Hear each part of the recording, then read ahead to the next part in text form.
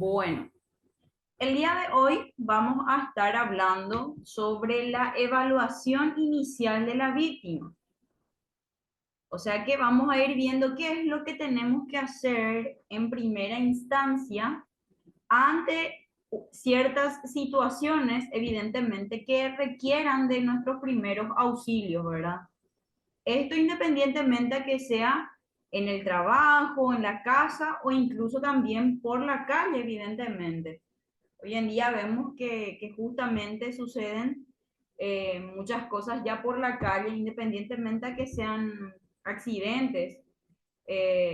Suele ocurrir ciertos desvanecimientos, por ejemplo, o personas convulsionando, por ejemplo, por las calles, ¿verdad? Entonces, para poder saber nosotros qué podemos hacer en esos momentos, justamente. Como siempre les digo, y justamente en las clases anteriores mencioné, que muchas veces al desconocer ciertas técnicas de, qué sé yo, por ejemplo, de reanimación cardiopulmonar y demás, por ejemplo, deberíamos evitar realizar si estamos en desconocimiento. No obstante, justamente esta clase, la clase de hoy, nos va a ayudar a poder discernir mejor y poder ver también hasta dónde podemos llegar nosotros, ¿verdad? Son evaluaciones muy simples que nos va a ayudar justamente a ayudar, que valga la redundancia. Como les decía, la evaluación inicial de una víctima es tal cual como su nombre lo dice, ¿verdad? Es de repente una habilidad fundamental en primeros auxilios. Es lo que nosotros podemos hacer en primera instancia. Nos permite identificar rápidamente la gravedad de una situación, priorizar las acciones y tomar decisiones cruciales para salvar vidas. Como les digo, de repente una evaluación inicial puede determinar también el saber cómo está la persona accidentada o la persona a la que en teoría vamos a ayudar, o también justamente evitar que esté expuesta a cualquier tipo de peligro, con más razón en su situación, ¿verdad? Por ejemplo, en el caso de que esté con alguna herida o que esté, qué sé yo, de repente que sea un accidentado, qué sé yo, le chocaron o algo por el estilo, y se queda, por ejemplo, en medio de la ruta. ¿Qué hacer en esos casos, verdad? Y cómo abordar esos casos. En qué casos sí podemos tratar o en qué casos no deberíamos tocarle al paciente, por ejemplo. ¿Por qué es importante la evaluación inicial? Evidentemente, para priorizar acciones, como les dije, permite determinar qué lesiones requieren atención inmediata. Obviamente nosotros, al estar viendo ciertas situaciones por las que pueda estar pasando una persona, tenemos que determinar si tiene que ser algo rápido o nos da tiempo de repente para controlar ciertos signos vitales, por ejemplo, o si ya es de manera urgente llamar también a algún especialista, ¿verdad? A los bomberos o llamarle a algún paramédico, lógicamente. Evitar complicaciones es también otra de las cuestiones importantes ante una evaluación inicial, porque nos ayuda a prevenir que una lesión menor se convierta en una mayor. Como les dije, que de repente, qué sé yo, la persona accidentada tiene algún tipo de herida expuesta, que evidentemente no vamos a poder nosotros abordar la lesión en sí, pero también podemos evitar que se contamine esa lesión, ¿verdad? Entonces, o esa herida justamente. Entonces, para tomar justamente ciertos recaudos en ese caso, ¿verdad? Para evitar justamente que se vaya agravando ciertas situaciones. Informar los servicios de emergencia, lógicamente, es lo que va a facilitar la comunicación precisa con los equipos de rescate. En esta evaluación inicial vamos a estar viendo justamente ciertos tipos de evaluaciones que le podemos hacer o de controles que podemos hacerle al accidentado o a la persona a la que vamos a asistir, que son justamente datos importantes que nosotros podemos referirle al paramédico ya cuando estén llegando, ¿verdad? Una evaluación previa puede facilitarle también el trabajo a estos paramédicos y lógicamente optimizar el auxilio para esa persona. ¿Cómo realizar una evaluación inicial? Tenemos varios puntos que tratar en este caso. El primer punto sería asegurar la escena. Hay que evaluar los riesgos para la seguridad del rescatador y la víctima, evidentemente. Nosotros no nos podemos exponer tampoco por querer ayudar, de repente nos exponemos si no sabemos cómo o cuándo o en qué momento realizar ciertas cosas, ¿verdad? Por ejemplo, vamos a poner de ejemplo, qué sé yo, estos casos que estuvimos viendo mucho esta semana, por ejemplo, los rescates que se hacían, por ejemplo, en el río y demás. Si yo no sé nadar, evidentemente yo no me voy a tirar a salvarle a alguien, ¿verdad? Porque obviamente me voy a estar exponiendo a que a mí también me pase algo, ¿verdad? Que justamente ocurrió, no recuerdo si fue la semana pasada o la antepasada, que justamente, qué sé yo, eran unos adolescentes, creo que se fueron a nadar o a pescar, no recuerdo bien, en un río, y creo que 3 de ellos se cayeron o algo por el estilo, y entre que algunos querían salvarle a una de ellas, que era una chica justamente, terminaron también ahogados, ¿verdad? Suele ocurrir. Entonces, como menciona acá, asegurar la escena, evidentemente, tanto para el rescatador como para la víctima. Y evidentemente vamos a ir eliminando cualquier peligro inminente en ese caso. El punto 2, evaluar la conciencia, hablarle a la víctima. No está mal que nosotros de repente, ya que nos estamos acercando, porque lo que siempre ocurre es que cuando hay un accidente, hay más cantidad de curiosos que de gente que puede aportar o puede ayudar, ¿verdad? Entonces, hablarle a la víctima, ya que si de repente nos toca esa situación, estar ahí y hablarle, ¿verdad? Hay ocasiones en las que es conveniente que no deje de hablar también el paciente, independientemente, lógicamente, a la situación, ¿verdad? No dejar que duerma o no dejar que deje de hablar realmente. Entonces, hablarle, ¿verdad? ¿Estás bien? ¿Qué te duele? ¿Recordás cómo sucedió? ¿Sabes en dónde estás? ¿Cómo te llamas? Son maneras en las que uno también puede ir determinando qué tanta conciencia tiene también el accidentado, ¿verdad? O la víctima. Estimular suavemente, podemos tocarle el hombro o llamarle por su nombre en el caso de que se le conozca, ¿verdad? Si no responde, pellizcar suavemente una zona sin ropa. Eso a modo de despertar su estímulo, ¿verdad? O sea, de despertarle más o menos, hablando mal y pronto, ¿verdad? Todo eso justamente para garantizar el estado de conciencia de la persona, si sigue consciente o si no, o si se desmayó o incluso en algunos casos tristemente si murió, ¿verdad? Evaluar la respiración es muy importante, no nos va a tomar mucho tiempo, no es tampoco una técnica demasiado complicada, entonces se puede también hacer eso, ¿verdad? Y acá justamente va indicando cómo. Colocar la oreja cerca de la boca y nariz de la víctima, así podemos sentir nosotros de repente el aliento de la persona si sigue respirando, lógicamente. Observar el movimiento del pecho, lógicamente nosotros cuando empezamos a respirar, insuflamos. Inconscientemente, esto se mueve, el tórax se mueve cuando nosotros estamos respirando. Entonces, observar eso evidentemente. Sentir el aliento en tu mejilla también. Podemos acercarnos a la boca de la víctima para sentir justamente si sigue respirando o no. Si no respira, iniciar RCP inmediatamente, la respiración cardiopulmonar. Eso evidentemente en el caso de que se sepa realizar, porque o sea, hay ocasiones también en las que terminamos perjudicándole a la víctima.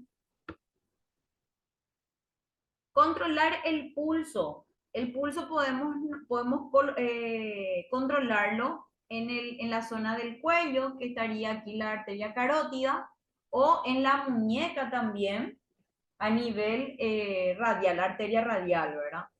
Y contar los latidos por minuto. Más adelante vamos a estar viendo cuánto sería lo normal, cuánto sería ya, o sea, lo ideal, ¿verdad? Y siempre contarlo en un minuto. Entonces, así podemos saber de repente si está muy acelerado o si es muy lento o si es muy, ya es muy pausado o si ya no tiene pulso también, ¿verdad?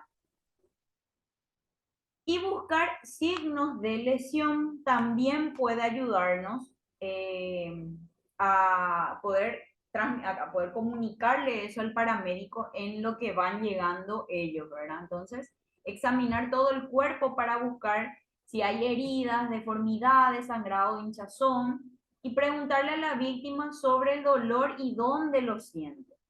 Son también de repente indicaciones que puede ir dando el paciente o la víctima, en este caso, si sigue consciente, lógicamente, ¿verdad? Si está inconsciente va a ser muy difícil corroborar si le duele o no algo, ¿verdad? A no ser que lógicamente estemos viendo que haya una fractura muy pronunciada o sea, o de repente en algunos casos ya con laceraciones muy grandes, ¿verdad? O heridas muy grandes. Muy bien. ¿Me siguen hasta acá o voy muy rápido? Súper bien, profe. ¿Querés acotar algo, Isaías, ya que es tu salsa? En la primera parte, en el slide anterior, nomás, justamente cuando se trata de abordar en la primera escena o en la primera evaluación, Sí, tratar de llegar a la víctima siempre favorable hacia su vista, ¿verdad? Y de que trate de no la persona de girar la cabeza claro. eh, oyendo de repente la voz del rescatador. Sí, Muchas veces esa pequeña fisura o esa pequeña lesión que tiene puede entorpecer un poco o empeorar, ¿verdad? La lesión de la víctima cuando él trata de buscar. Entonces tratar de llegar siempre del lado donde ya está posicionada la cabeza o la vista por lo menos. exactamente. Hay ocasiones en las que justamente, como suelo mencionar, al desconocer si tiene alguna herida interna, incluso porque nosotros podemos ver de repente si, qué sé yo, si está fracturado o si hay incluso amputaciones, o heridas muy grandes, se puede ver a simple vista, pero nosotros siempre tenemos que ser fatalistas en ese caso y saber que puede tener alguna lesión interna, ¿verdad? Entonces, justamente como menciona Isaías, de repente no tocarle tampoco es por tocarle y con más razón cuando nosotros no estamos preparados para ese tipo de actuar, ¿verdad? Entonces, como les digo, nosotros de repente, qué sé yo, te acercás por lo menos, le hablas o controlás de repente si está respirando o los latidos de su, qué sé yo, en la muñeca, controlarle o controlar en la zona del cuello, pero no moverle tampoco, ¿verdad? Eh, Justamente y con más razón cuando se tratan de ciertas caídas muy abruptas o justamente en accidentes automovilísticos o de tránsito, ¿verdad? Muy bien. ¿Qué otros aspectos podemos evaluar en primera instancia? Los niveles de conciencia, como les dije. Ver si está orientado en tiempo y espacio, si sabe quién es y dónde está, porque suele ocurrir muchas veces que por el momento, por el susto, por el shock, ellos pierden la noción de en dónde están o de qué fue lo que les pasó Y hay ocasiones en las que por desesperación también quieren moverse, ¿verdad? O quieren, qué sé yo, no quieren que se les acerque, no quieren que se les toque, ¿verdad? Ahí lo ideal sería tratar de tranquilizarle, ¿verdad? Y qué sé yo, le hablarle, si yo soy fulano de tal, yo te voy a ayudar, ya llamamos a los paramédicos, qué sé yo, informarle, ¿verdad? Lo que está pasando. Y lógicamente, si está amputado, por ejemplo, o se le, qué sé yo, porque, y digo eso con conocimiento de causa porque ocurrió en una ocasión, justamente hacia la casa de mis padres había ocurrido un accidente en moto muy fea, donde hubo 3 muertos y justamente una persona de entre ellas se quedó, a ver cómo les puedo explicar. La moto, el manubrio está en la moto, le traspasó en la zona inguinal a la persona, a la víctima, ¿verdad? Y la víctima estaba consciente todavía, o sea, por unos momentos estuvo consciente y la gente murmurando alrededor de que hija puta entró ahí tal cosa, el manubrio le entró y le fracturó la pierna, salió su pie y esas cosas, por ejemplo, y con más razón, si ustedes tienen la intención de ayudar, eso no se hace, pero eso es sentido común, ¿verdad? Y en esos casos, de repente, si ustedes no van a asistirle a las víctimas en esto de cierto momento, por lo menos, si es que están viendo que hay gente que de repente por curiosa está diciendo estupideces ahí alrededor, que pueda perjudicarle a la víctima por el simple hecho de estarle escuchando, hay que tratar de despejar, ¿verdad? Por lo menos para hacerle despejar a la gente. Eso también es muy importante, tener esa facultad de poder hacer eso, porque hay ocasiones en las que de repente no queremos hablar y no queremos decir, puedes suspender y te alejas un poco más, vamos a darle espacio acá para que respire o lo que sea, ¿verdad? En teoría es la función también de los policías, ¿verdad? Pero cuando sabemos cómo es la situación en nuestro país, ¿verdad? Entonces, los últimos que de repente llegan son los que tienen que ayudar de verdad, ¿verdad? Entonces, nosotros podemos hacer también tomarnos ese rol, ese papel y hacer eso a modo de ayudar, ¿verdad? Como les digo, para evitar que esté escuchando cosas también la persona accidentada o el famoso que empieza a grabar todo lo que está pasando y por poco no le pone por la cara el teléfono para filmar y hacer correr los videos muy grotescos y que justamente es sin cuidar el pudor y la privacidad de las personas, ¿verdad? Entonces, eh, hay que saber cómo hacer las cosas y como les digo, en el caso de que no sepamos hacer, por lo menos ser conscientes de cuidar ese aspecto de las personas, ¿verdad? Muy bien.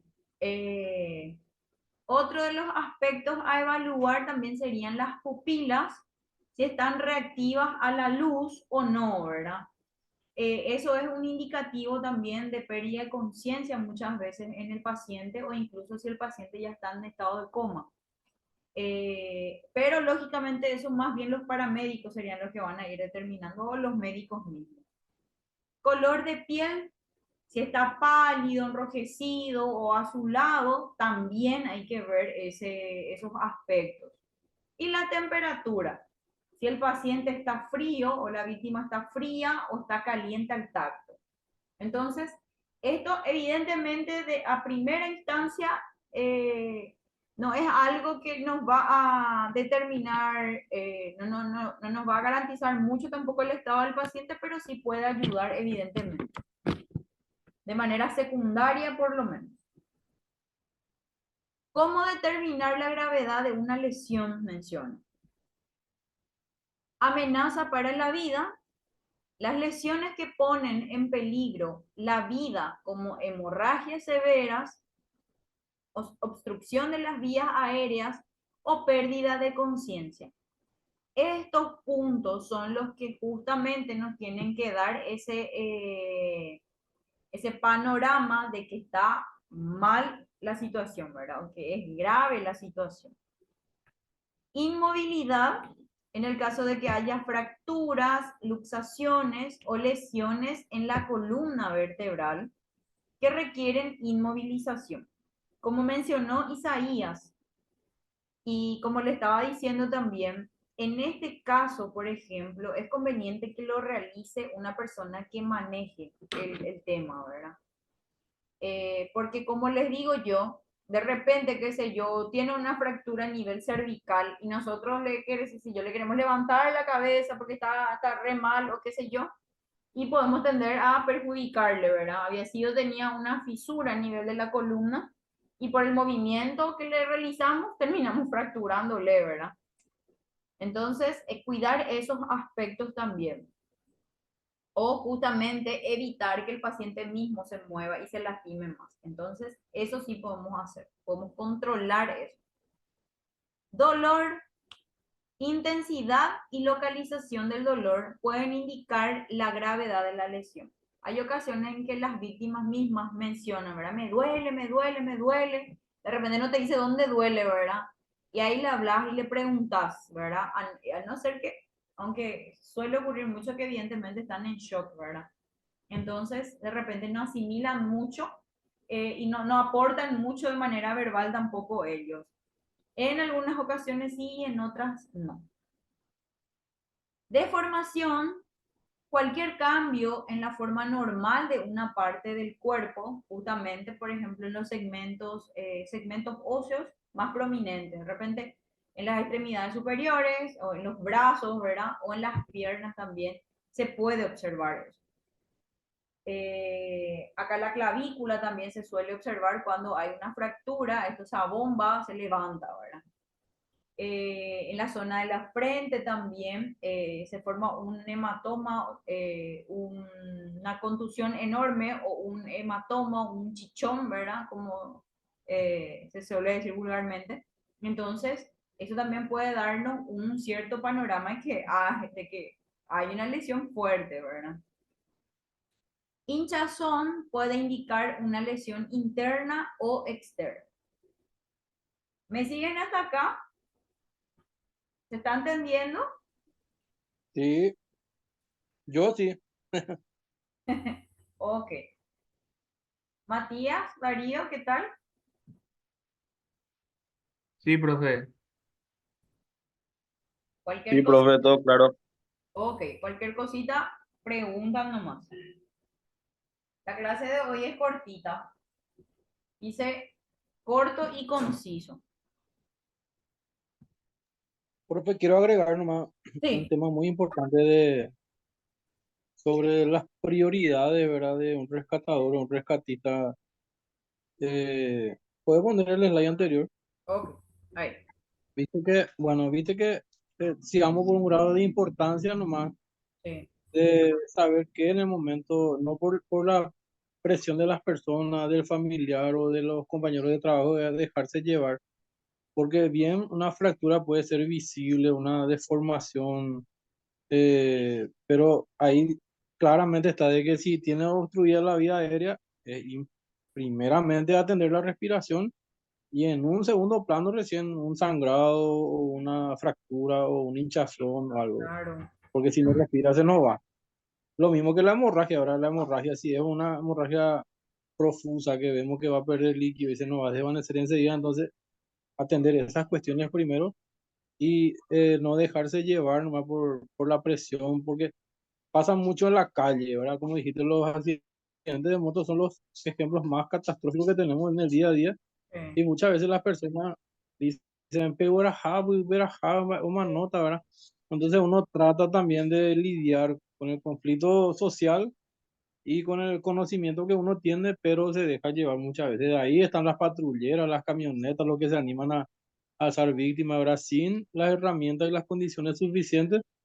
Y después uno se ata a un problema enorme, ¿verdad? Porque si claro. esa persona no llega con vida al hospital o si queda con secuelas, se inicia un peritaje y uno termina siendo responsable de lo que le ocurrió a esa persona. Entonces, muchas veces realmente es asegurar que esa persona siga respirando o que siga teniendo pulso y esperar a los expertos en todo caso para que puedan atender las otras cuestiones. Y muy importantes también los tiempos, por ejemplo, a qué hora sucedió, cuánto tiempo ya pasó para que una persona, para que un rescatista, un médico pueda saber cuánto tiempo le queda, ¿verdad? Porque hay algo que nosotros le llamamos la hora dorada, que es el tiempo de vida que le queda a una persona con una hemorragia, ¿verdad? Un desvanecimiento, una inconsciencia. Entonces, hay que saber muy bien, hace cuánto que sucedió, cuáles son las lesiones más graves y relatar eso al que viene después, ¿verdad? Para que él tenga la información de primera. Creo que como técnico de seguridad tenemos que tener esa destreza de identificar, de asegurarnos. Inclusive creo, no sé, vamos a hablar de torniquete, vamos a hablar de otras cuestiones donde hay que anotar inclusive la hora, a cada cuándo se da media vuelta, a cada cuándo podemos ir haciendo esos procedimientos. Gracias, profe, discúlpame que te haya robado. Importantísimo tu acotación y la verdad que yo también estoy aprendiendo contigo porque son puntos muy específicos y como mencionaba, hay ocasiones en donde de repente Isaías tiene la preparación porque es bombero, ¿verdad? Y hace años que está en eso. Pero de repente nosotros, ni yo, de repente que soy personal de blanco, hay cosas para las que yo no me animo a asistir porque no me siento tampoco con la preparación adecuada como en el caso de ellos para abordar ciertos casos. Y no precisamente, ocurre mucho que siendo incluso, qué sé yo, médico o si siendo, qué sé yo, alguna enfermera, una licenciada en enfermería, algo que mencionó Isaías, la presión de la gente, la presión de los familiares. Si uno no sabe lidiar con eso, vamos a terminar metiendo la pata, pero que da gusto, ¿verdad?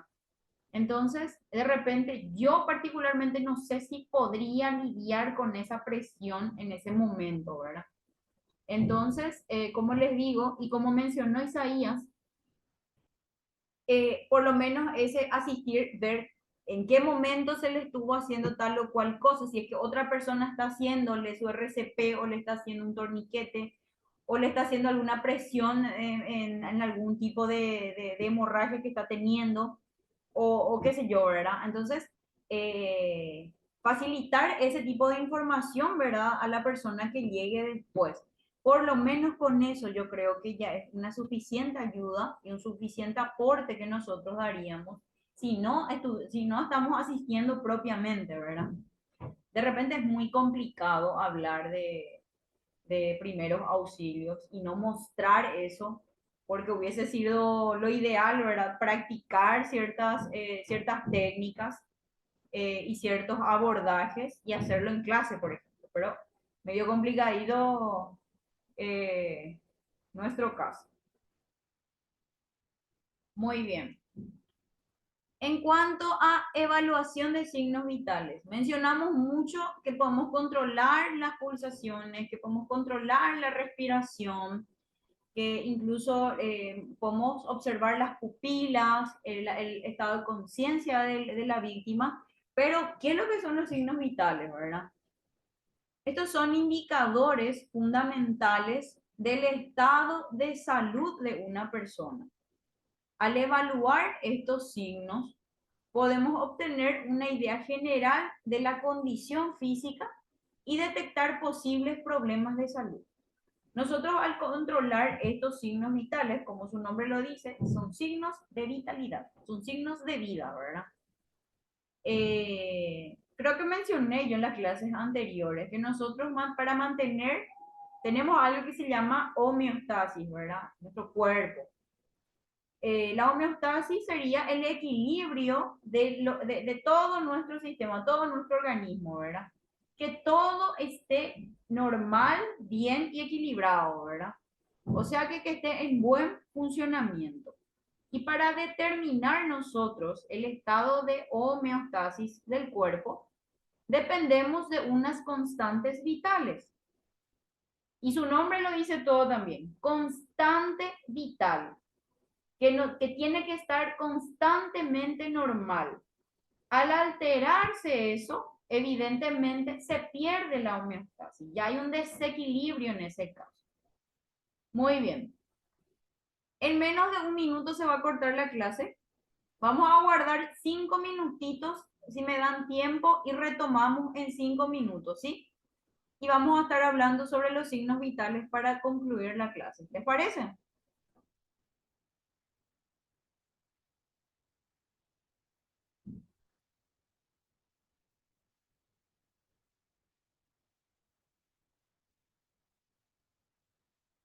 Ahí en un ratito se va a cortar.